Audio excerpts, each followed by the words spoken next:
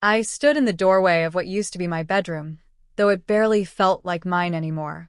The soft lavender walls I'd painted 3 years ago were now covered with floral wallpaper that reeked of someone else's taste, someone else's perfume. My bookshelf, the one I'd built by hand, was gone.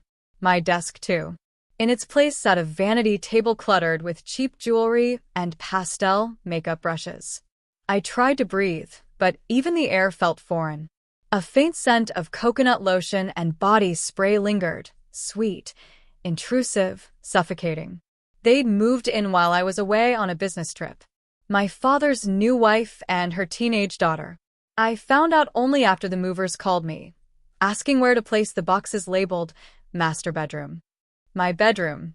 For years, I'd paid the mortgage, the utilities, everything because I believed I was helping my father. He'd told me he was proud, that I was the reason he still had hope.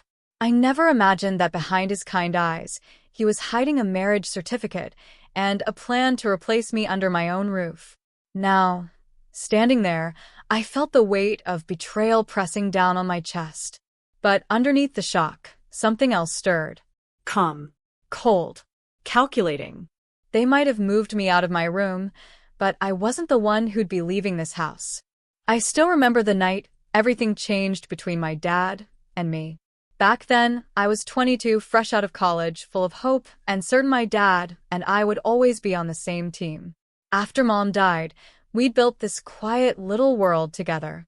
Just us.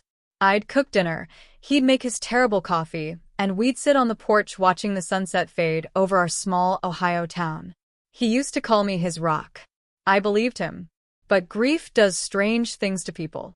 Over the years, I watched him grow lonelier, quieter. The laughter that used to fill our home disappeared. Then came the secretive phone calls, the sudden cologne, the messages he'd hide when I walked into the room. I told myself not to pry. He deserved happiness, didn't he? One evening, I came home early from work and found a woman's coat draped over the living room chair. Red leather. Expensive. My dad came out of the kitchen, startled, a flush on his face I'd never seen before. "Dad, who's here?" I asked, voice trembling. He sighed. "Her name's Carla. She makes me happy, Lily. You should be glad for me." Glad? The word burned. I was glad, until I saw the way he looked at me that night. Like I was the reminder of everything he'd lost, not the daughter who'd stood by him through it all. Things changed after that. He stopped asking about my day. He started missing dinners. I felt invisible in my own house.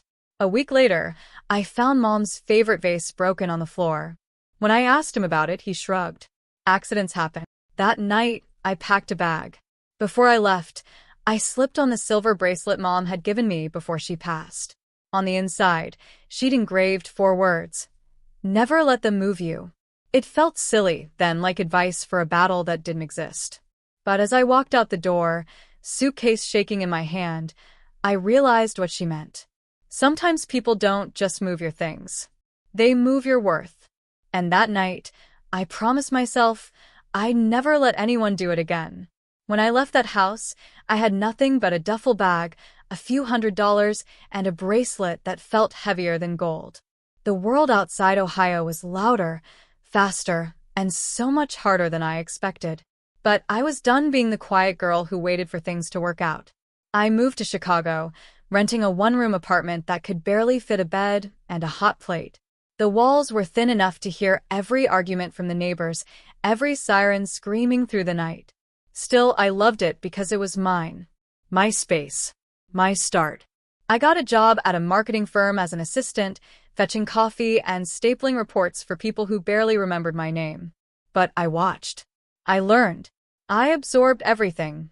The language of clients, the pitch of confidence, the rhythm of power. One night, when everyone had left, I stayed late to redo a client presentation that my boss had ruined. I sent it to the client anonymously. They loved it. The next day, the CEO called me into his office. He was older, sharp-eyed, and direct. "That was your work, wasn't it?" he asked. I froze. "Yes, sir." He smiled. "Don't call me sir. Call me Martin. And from now on, don't hide your ideas." Martin became my mentor. He taught me not just how to build campaigns, but how to build myself. There were long nights filled with takeout containers and half-finished mock-ups, weekends spent studying instead of resting, and mornings when I'd look in the mirror and barely recognize the tired woman staring back. But every small win, the first client who requested me by name, the first paycheck big enough to send a small care package home, was a reminder that I was rebuilding my life brick by brick. 3 years later, I launched my own boutique agency, Lily Gray Creative. I didn't announce it publicly. No social media posts, no family updates. I just worked. Quietly. Relentlessly. By year 5, I had a staff of 12, a penthouse office overlooking Lake Michigan, and a waiting list of clients from across the country. I could finally breathe. Then one day, I saw a house listing online, my old home in Ohio. It was falling apart, foreclosed after years of neglect. I bought it in cash, restored every inch, and turned it into my sanctuary. I never told Dad. I just sent him a key in the mail, hoping he'd visit one day, maybe remember what we once had. He never did. Until now. Now, he was living there again, but not as my father seeking forgiveness. As a man who'd moved in with his new family, as if I were the one who'd been replaced. I looked at my reflection that night, expensive suit, red lipstick, tired eyes, and whispered, "Mom, they moved me out again. But this time, I know how to move back." When I arrived at the house the next morning, the autumn air was crisp, carrying the faint scent of maple leaves and betrayal. My heels clicked against the familiar porch, echoing like small declarations of war. The front door, my door, was unlocked. I stepped inside. Laughter floated from the kitchen. Hers. Carla's. That high-pitched, sugary kind of laugh that used to make my dad light up. My father's voice followed, soft, affectionate. I paused at the threshold, taking in the scene. The kitchen I'd remodeled with marble countertops and oak cabinets now had cheap floral curtains. A pink dish towel hung over the oven handle. My father sat at the table, sipping coffee from my mother's favorite mug. Carla noticed me first. Her smile faltered. "Oh, Lily." "You're home early." "Home," I repeated, setting my purse on the counter. "That's an interesting word to use." My father stood quickly, his face a mix of guilt and irritation. "Lily, don't start. I was going to call you." "When?" I cut in. "Before or after you moved me out of my bedroom?" Silence. Even the refrigerator hum felt accusatory. The stepdaughter, Emily, appeared from the hallway, wearing one of my old hoodies, oversized, faded blue. My name was stitched on the sleeve. She looked at me like I was the intruder. Something inside me snapped, but my voice stayed calm. "That hoodie doesn't belong to you." Emily shrugged. "Dad said it was fine." "Did he?" I turned to my father. "You've given away a lot lately, haven't you?" He sighed heavily. "Lily, please. We're family now." I thought, since you're always away working, this house could feel alive again. You have your apartment in Chicago. What's the harm? I stared at him, realizing just how much he didn't understand. "The harm," I said quietly, "is thinking that what's mine will always be yours to take." Carla crossed her arms. "It's just a house, sweetheart. Don't make this dramatic." That word, sweetheart, landed like a slap. I walked to the living room, heels clicking on the hardwood, and pulled out the blue folder from my bag. "Funny thing about this house," I said, opening it and laying the documents on the table. "It's not yours. It's not even ours. It's mine." My father frowned. "What are you talking about?" I slid the property deed toward him. His hands trembled as he read. "You bought it 5 years ago," I said evenly. "Cash." "Every inch of this home, every renovation, every light bulb, you've been living under my roof, Dad. Literally." Carla's face drained of color. Emily's chewing stopped mid-bite. "I didn't know," my father stammered. "I thought." "That's the problem," I interrupted softly. "You never thought to ask." The silence stretched. I could feel the storm of realization building in the room, the shifting of power, the slow cracking of entitlement. My father's shoulder slumped. Carla looked like she wanted to disappear into the floor. I leaned forward, voice low but sharp. You moved me out of my bedroom in a house I paid for. You disrespected the life I built just to make room for yours. He whispered, Lily, I made a mistake. I nodded. Yes. You did. And now we're going to fix it. I gathered the papers, tucked them neatly into my folder, and stood tall. You have two choices: respect the boundaries I set, or find another place to live. Either way, this time, I'm not the one leaving. As I walked toward the door, I caught my reflection in the hallway mirror, composed, unshaken, radiant with quiet fury. For the first time in years, my father looked at me the way he used to, except now, it wasn't pride in his eyes. It was awe. The following morning, the house was quiet. No laughter, no clinking dishes, just the distant sound of rain brushing against the windows. I sat at the dining table, the same spot where my father once helped me with math homework when I was 12. This time, though, the roles had reversed. They walked in slowly, Dad, Carla, and Emily, each of them looking like they'd barely slept.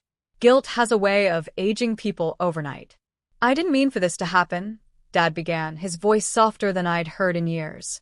I thought I could start over. You could have, I said evenly. But starting over doesn't mean erasing what already exists. He looked down, fiddling with the edge of his coffee cup. Carla stood beside him, arms crossed, defiant but nervous. Emily hovered near the door, her usual teenage indifference replaced with uncertainty. I inhaled slowly, the scent of brewed coffee and rain mixing in the air. Here's how this is going to work. Carla lifted her chin. You can't just. I can, I interrupted, my voice firm but calm. Because this is my home. And if you want to stay under this roof, there will be conditions. They exchanged uneasy glances. I continued. Dad, I said first, turning to him, you've always taught me to be responsible. Now, I'm teaching you the same. If you want to live here, you'll start contributing financially and emotionally. That means no more hiding, no more secrets.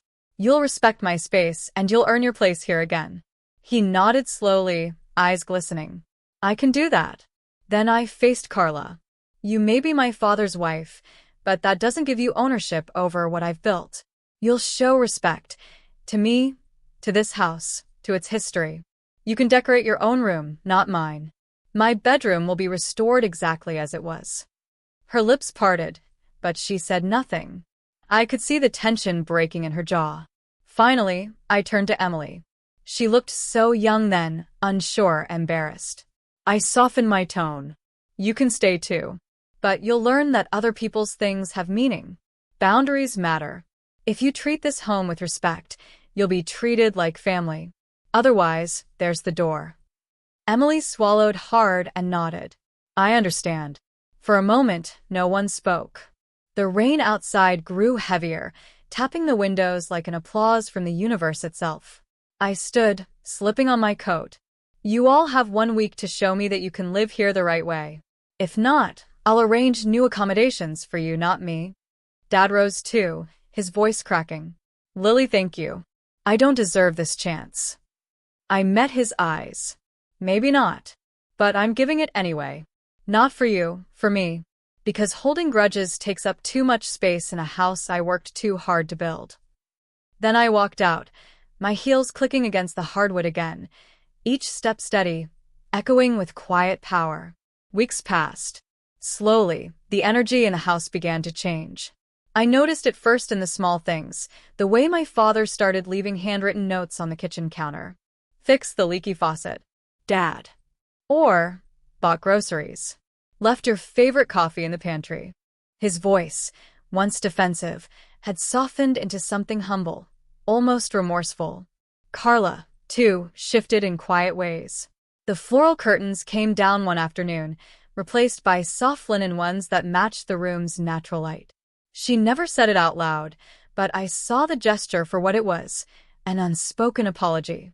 And Emily, she surprised me the most. One evening, she knocked on my door, shy and hesitant. Hey, she murmured, holding a small box. Inside was my old hoodie, neatly folded. I washed it, I'm sorry I took it. I smiled faintly. Thank you, Emily. That means more than you think. She nodded and left, shoulders lighter.